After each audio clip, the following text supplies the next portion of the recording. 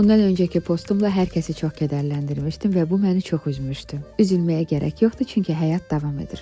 Mən də uzun səyahətdən sonra evim üçün, mətbəxim üçün çox darıxmışdım. Birbaşa özümü mətbəxə atıb çox dadlı bir borş hazırladım.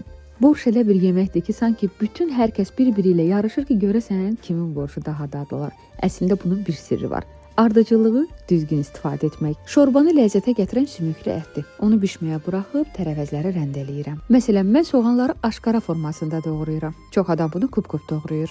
Soğanları bitki yağında biraz qovurub üzərinə kök əlavə edəcəm.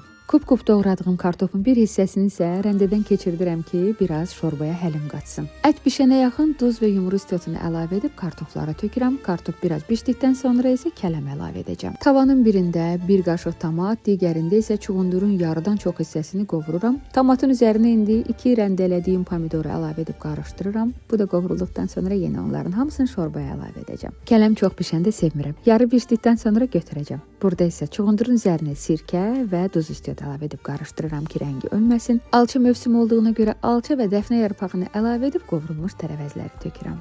Ukrayna mətbəxinə aid olan bu borşun əsas sirlərindən biri də onun ətridir. Yəni burada dəfnə yarpağı, sarımsaq, şüyüd və cəfəri çox böyük rol oynayır. Mən də eyni ilə cəfəri, şüyüd və sarımsağı xırda-xırda doğrayıram, amma bir hissəsini süfrə üçün saxlayacağam.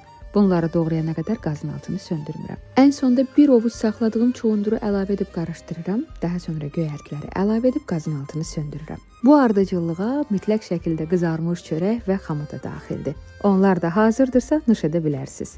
Özüm hazırlamışam deyə demirəm. Həyatınızda yediyiniz ən dadlı borş olacaq, buna əmin ola bilərsiniz. Hazırladıqdan sonra rələrdə sizi gözləyəcəm.